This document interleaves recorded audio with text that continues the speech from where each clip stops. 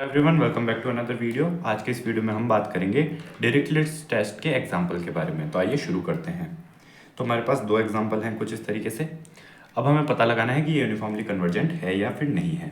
Now Dirichlet test में हम जानते हैं कि हम क्या करते हैं, UNX एंड VNX के अंदर ब्रेक करते हैं किसी सीरीज़ को, जहाँ पर हमारे पास एक सीरीज़ जो होती है वो होनी चाहिए monotonically decreasing and converges to zero, and जो दूसरी होती है उसके पार्शियल सम्स का सीक्वेंस यूनिफॉर्मली बाउंडेड होना चाहिए। अब देखते हैं हम यहाँ पर किस तरीके से ब्रेक कर सकते हैं। हमें यहाँ पर दिख रहा है -1 to the power n first example में। ना -1 टू द पावर अगर n है तो हमारे पास इसे हम UNX मान सकते हैं, एंड जो दूसरी सीरीज़ है बचा हुआ टर्म्स उन्हें हम VNX मान सकते हैं। नाउ अगर हम देखना चाहें कि यहाँ पर UNX की प्रॉपर्टी क्या है, तो UNX अगर हम इसका सम लें, नाउ समेशन UNX जो होगी सीरीज वो कुछ इस तरीके से बनेगी। -1 टू द पावर n है, सो -1 टू द पावर 1 हुआ -1, देन -1 टू द पावर 2 हुआ +1, देन -1 एंड सो ऑन। तो सीरीज फॉर्म में ये किस तरीके से लिखा जाएगा, -1 +1 -1 +1 -1 एंड सो ऑन, इस तरीके से लिखा जाएगा। सो अगर समेशन UNX अगर हम देखें, सीक्वेंस ऑफ अगर पार्शियल टर्म्स हम देखना चाहें,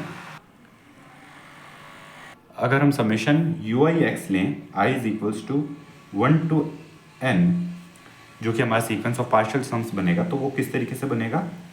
अगर हमारे पास इवन टर्म्स हैं तो -1 + 1 0, एंड अगर चार टर्म्स लें तो -1 + 1 0 -1 + 1 0, तो यानी कि 0 मिलेगा if n is even. And अगर ऑड टर्म्स लेंगे तो हमारे पास एक -1 बचेगा, सो हम -1 लिख सकते हैं, n इज ऑड।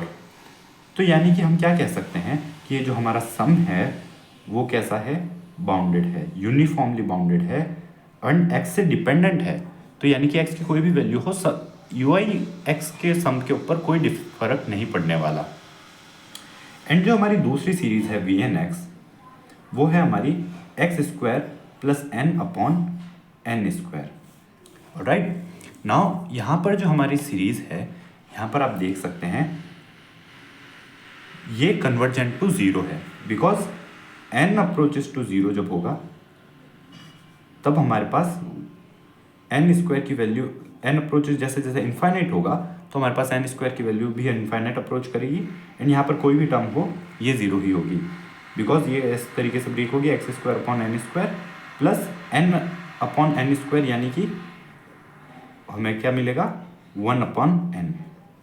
एंड यहाँ पर हम सीक्वेंस की कन्वर्जेंस की बात कर रहे हैं इन्फाइनाइट पे, n अप्रोचेस इन्फाइनाइट पे। अगर सीरीज होती तो 1/n तो कन्वर्जेंट नहीं होता, बिकॉज हम जानते हैं सीरीज फॉर्म में समेशन 1/n जो होता है वो डाइवर्जेंट होता है, P टेस्ट में हमने देखा था।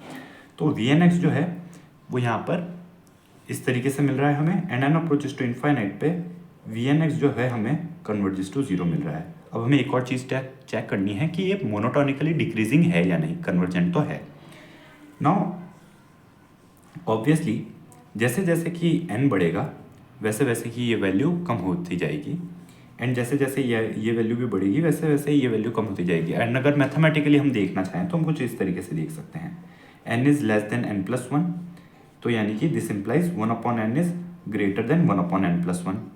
पहली चीज़ तो ये हो गई। एंड दूसरी चीज़ सिमिलरली हम इससे ये भी कह सकते हैं 1/n² is greater than 1/n+1 whole square. And यहाँ पर अगर x² से मल्टीप्लाई करवाएं तो हमें कुछ इस तरीके से टर्म मिलेगी। एंड अगर दोनों ही टर्म्स को हम ऐड कर दें 1 और 2 को, तो हमें क्या मिलेगा, x² n² + 1/n is greater than x² n² n+1 whole square है इधर, +1/n+1।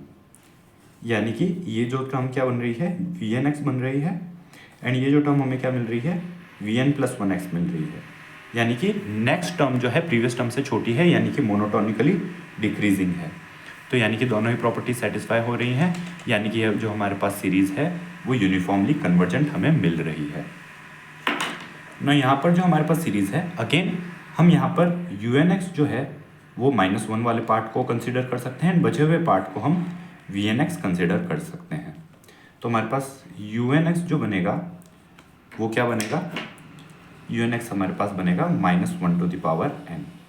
नाउ अगेन जब हम सीक्वेंस ऑफ पार्शियल सम्स लें i equal to 1 to n ui(x), तो हमें क्या मिलेगा, इस बार यहाँ पर हमारे पास समेशन un(x) किस तरीके से है series, -1 to the power n-1 था हमारे पास। सो जब हम 1 पुट करेंगे तो 1 - 1 0, तो -1 to the power 0 हमें क्या मिलेगा, +1। देन -1 to the power, जब हम n इक्वल टू 2 पुट करेंगे 2 - 1 हमें मिला 1, सो -1 1, तो यहाँ पर प्लस लगा सकते हैं, सीरीज फॉर्म में लिख सकते हैं 1 - 1 +1 -1 एंड सो ऑन। तो जो हमें सम मिलेगा, अगर हम इवन टर्म्स लेंगे तो अगेन 0 मिलेगा, n इज इवन। एंड जब हम ऑड लेंगे तो 1 - 1 0 एंड +1 बच जाएगा, तो +1 मिलेगा व्हेन n इज ऑड। तो अगेन जो हमारा सम जो है समेशन un(x), ये हमें कैसा मिल रहा है, बाउंडेड मिल रहा है। तो पहली प्रॉपर्टी तो सेटिस्फाई हो रही है डिरिचलेट टेस्ट के लिए। नाउ vn(x) जो है हमारा वो है 1/n+x²।